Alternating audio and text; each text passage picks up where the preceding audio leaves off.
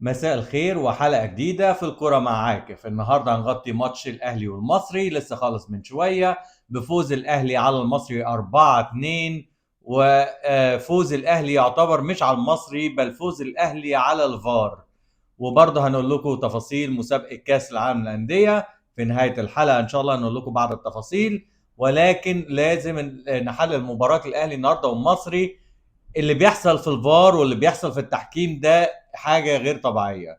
وانا بطلب من الاهلي وبيراميدز الاثنين، لان هما الاثنين الوقت اللي بينافسوا، انه انت لو انت عايز فعلا يبقى في شفافيه في الدوري لازم من دلوقتي تطلب حكام اجانب. لان اللي بيحصل يا جماعه في الماتشات والفار دي كوارث. كوارث. انا ما اعرفش الفار ده يعني عنده اي علم بالقانون ولا دي توجيهات ولا ايه بالظبط.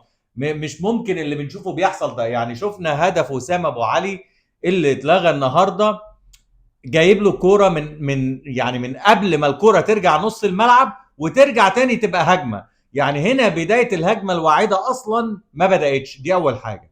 تاني حاجه، الراجل جابه واحنا مش عارفين هو اصلا عايزه يحسبها ايه. يعني هو نفسه متهيألي الفار مش عارف عايز الحكم يحسبها ايه، لان الحكم في النهايه حسبها اوفسايد، حسبها تسلل.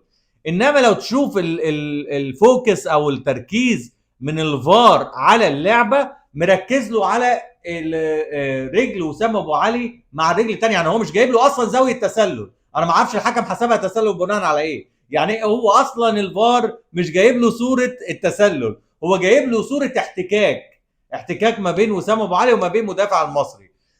راح الفار، راح الحكم حسبها تسلل. وانا زي ما بقول لكم انا متاكد ان الحكم مش عارف الفار عايز يحسب الكره دي ايه. فدي حاجه غريبه جدا جدا جدا. وان شاء الله هنجيب لكم تحليل من حكم طبعا مش في الدوري المصري. هنجيب لكم تحليل من حكم على اللعبه دي، لان اللعبه دي يا جماعه انا بشوفها فضيحه. دي لعبه فضيحه. لو انت هتجيب الحكم علشان يحسب تسلل يبقى هتجيبه ليه اصلا؟ يعني لو هي تسلل انا مش محتاج اجيب الحكم. دي اول حاجه مبدئيا، يعني الحكم لا يستدعى في حاله التسلل. دي اول حاجه. تاني حاجه، انت لو هتجيبه على الفاول فده فاول. الفاول اصلا الفار ما بيتدخلش فيه الا لو كانت في نفس الهجمه الواعده، اللي هي بدايه الهجمه الواعده، واللي هي اصلا مش في الحته دي خالص، لان الكره رجعت نص الملعب ورجع لان هو سامي اللي جاب الجون بعد ما الكره اترفعت له من هاني من ناحيه اليمين. يعني دي كره تانية خالص. انا ما اعرفش بصراحه الحكم ده حسبها ازاي، وازاي الفار لما بيجيب للحكم، ازاي لما الفار بيجيب للحكم لعبه عشان يحللها بيجيب له صوره واقفه. يعني دي انا مش فاهمها بصراحه. يعني انت دلوقتي عايز الحكم يشوف لعبه هتجيب له الصوره كلها متحركه لغايه ما الجون يخش، لكن انت جبت له صوره واقفه ما بين رجل وسام علي ما بين رجل المدافع المصري، وعايز الحكم يحسبها بقى اي حاجه وخلاص. بصراحه كوارث تحكيميه بتحصل. وكان في طبعا كوره تدخل قوي جدا من ايبوكا كانت تستوجب الطرد. زي ما بقول لكم في كوارث من التحكيم. فلو الاهلي والبيراميدز عايزين فعلا يكون في منافسه في الاربع ماتشات او ثلاث ماتشات للنادي الاهلي واربع ماتشات لبيراميدز المتبقيه، لازم الاثنين الفريقين يطلبوا حكام اجانب، لان الموضوع بصراحه انا بعتبره خارج عن السيطره. الموضوع صعب جدا جدا جدا يا جماعه. انا بصراحه مش عارف يعني كل ما بشوف جوله في الدوري المصري يعني مش عايز اقول شك، بس تحس كده ان الامور فيها توجه، او يعني بمعنى اصح الحكام بتلعب دور مهم جدا جدا في الماتشات. ودي حاجه صعبه جدا. عمر ما في دوري بيتقدم الا لما بيكون التحكيم والملاعب والجماهير. وهنعمل لكم حلقه عن كل النقط دي وازاي نخلي الدوري احسن، لان الدوري ما ينفعش يبقى احسن من اللعيبه. الناس بترمي كل الحمل على اللعيبه وبتنسى كل الحاجات العناصر التانية المهمه اللي المفروض تتقدم كمان مع تقدم طبعا المستوى الفني. احنا شفنا ماتشات دوري ابطال اوروبا حاجه جميله جدا، برشلونه والانتر، وشفنا باريس سان جيرمان والارسنال. يعني منافسه قويه جدا جدا وكوره مختلفه تماما تماما. فنتمنى ان الكره مش هقول لكم تبقى زي كده لان طبعا ده كلام مستحيل وبياخد سنين كتيره، لكن على الاقل تقرب من المستوى ده او تعلى فنيا ويبقى الريتم سريع زي ما بنشوف في الماتشات العالميه وان شاء الله يحصل. الموضوع ما بيحصلش تقدم الا لما بتلاقي المسؤولين ان هم فعلا حريصين ان الكرة في مصر تتقدم. وهنشوف. وطبعا هنرجع لكم في قرارات لجنة التظلمات اللي اتأجلت، واحنا كان عندنا معلومات، عشان كده انا ما اتكلمتش ان هيحصل او ان هيصدر قرارات النهارده، لان كنا عارفين ان النهارده جالهم كل الحيثيات بتاعه الدفاعات بتاعه الانديه، فما كانوش هيحكموا بكل شكل لان لسه ما بصوش في الاوراق ولسه ما بصوش في المستندات. وكل الناس طبعا طلعت قالت لك لا ده هيحكموا كذا وهيحكموا، كله كان توقعات. لكن الحقيقه ان لجنه التظلمات اجلت القرار، وهنشوف القرار النهائي لجنه التظلمات. انا يعني التغييرات كانت كويسه من عماد النحاس، لكن انا كان عندي تحفظ على تغيير بن شرقي. بن شرقي بيطلع كل مباراه من الملعب، وده تحس ان هو بيأثر عليه نفسيا. النهارده بن شرقي كان مستواه احسن من الماتشات اللي فاتت، وكان مستواه كويس، وهو تحس ان هو زعلان وهو خارج. فنتمنى ان عماد النحاس يتعامل نفسيا مع بن شرقي، وانه حتى زي ماتش النهارده انت مش محتاج تطلعه، يعني كنت ممكن تطلع لاعب تاني من نص الملعب وتستفيد ببن شرقي لانه كان بيعدي وكان خطر وكان ليه دور مؤثر النهارده في المباراه. ووسام ابو علي يعني النهارده بس بيرجع لمستواه الحقيقي. من ساعه ما اتصاب طبعا ما كانش رجع لمستواه. النهارده بيفوز بجائزه رجل المباراه. تحس ان وسام كده النهارده رايق، وزي ما قلنا كان هو يستحق يبقى مسجل هدفين وصنع هدف.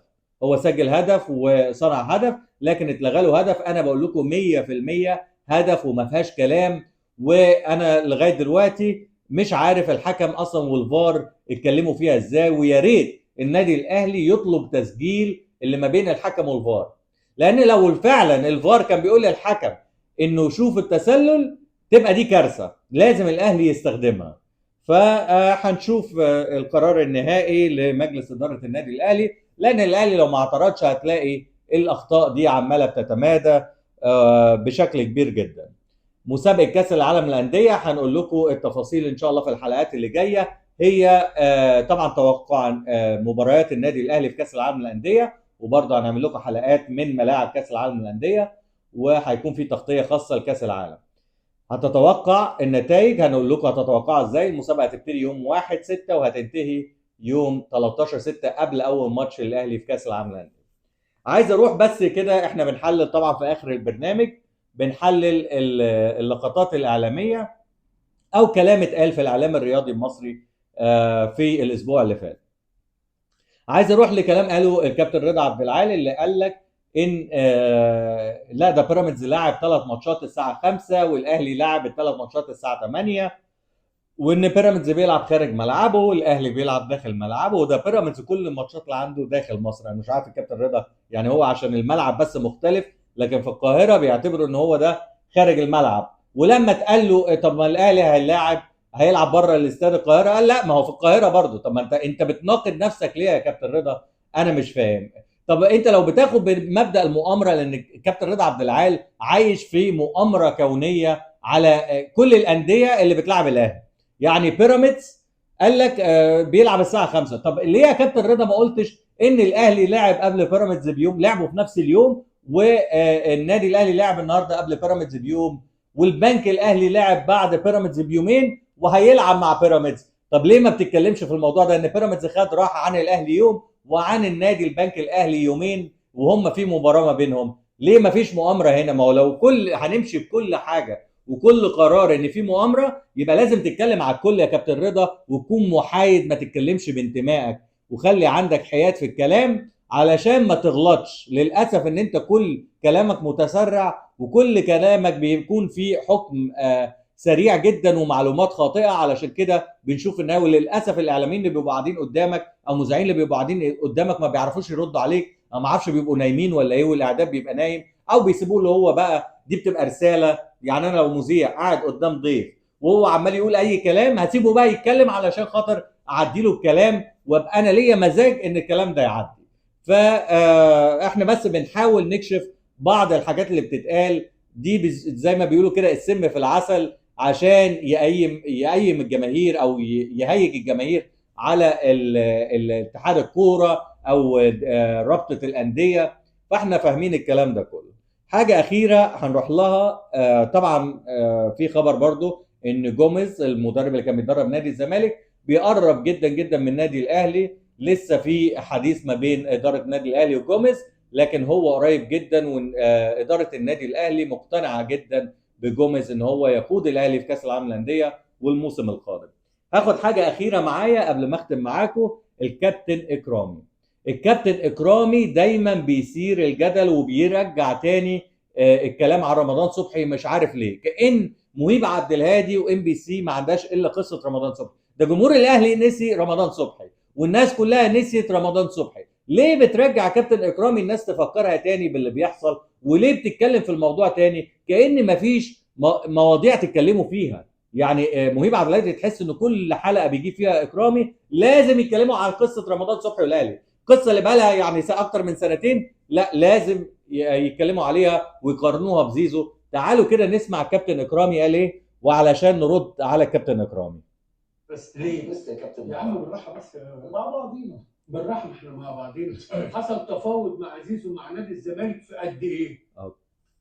شهور بيتفاوض. انما رمضان صبحي 10 دقائق وخلاص، وكل سنه وانت طيب. صح، وبيتكلم في جزئيه رمضان صبحي ما خدش وده، انت ترد علينا خلال ساعه مع السلامه وراح ماشي. ايه ده بيراميدز؟ طبعا هنرد على الكلام اللي بيتقال ده. النادي الاهلي كانت واخده فتره طويله. لا ما فيش فتره طويله، ما خدتش فتره طويله. اسمع بس فتره طويله. هنا بقى لما يكون المذيع بيلعب دور المحامي كمان، يعني انت مع الكابتن اكرامي في كل حاجه، فتحت له الموضوع وفرشت له، والوقت كمان بتعلق على الموضوع. وشوفوا مين اللي رد، اللي هو تامر عبد الحميد اللي هو الزملكاوي.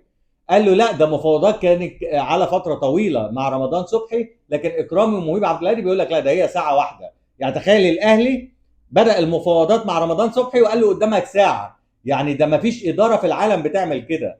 فده كلام مغلوط جدا جدا. الاهلي ما قالش رمضان صبحي قدامك ساعه الا لما عرف ان رمضان صبحي خلاص بيخلص مع بيراميدز. لكن الاهلي كان بقاله 6 شهور تقريبا بيتفاوض مع رمضان وبيتفاوض مع النادي بتاع رمضان، وكان رمضان دايما بيقول لاداره النادي الاهلي اتفاوضوا مع النادي الاول وبعد كده انا خلاص انا كده كده معاكم. فالكلام المغلوط ده يا كابتن اكرامي، معرفش انت ليه كل شويه بتطلع عايز تغلط نفسك وتغلط رمضان صبحي، وبرضه بتحط نفسك في موقف محرج جدا جدا. الناس نسيت، الناس بتحب الكابتن اكرامي لكن انت بتفكرهم ليه كل شويه. وهرجع تاني لكلامك يا كابتن اكرامي لما قلت ان انت ما عندكش اي معلومه عن تفاوضات رمضان صبحي بيراميدز، وقلت ان انت ما حدش خد رايك ولا اي حاجه. يبقى ازاي عرفت التفاصيل دي؟ يعني انت بتناقض نفسك برضه في الموضوع. قال لك ان انا ما اتكلمتش مع الخطيب في موضوع رمضان صبحي، وفي نفس الوقت بيقول لك لا ده المفاوضات كانت ساعه واحده، قالوا له يعني معاك ساعه واحده، وانت بتقول رمضان ما قالكش اي حاجه. فيا كابتن اكرامي ارجو ان انت ما تتكلمش في الموضوع ده تاني، لان انت بتخسر من رصيدك مع جمهور النادي الاهلي، وبتخسر رصيدك كمان في المصداقيه، لان دي بتبقى حاجه صعبه شويه. ودي نهايه حلقتنا، واستنونا وشاركوا معانا من 1/6 في مسابقه كاس العالم للانديه. استنونا في حلقه جديده وكواليس جديده في الكوره مع عاكف.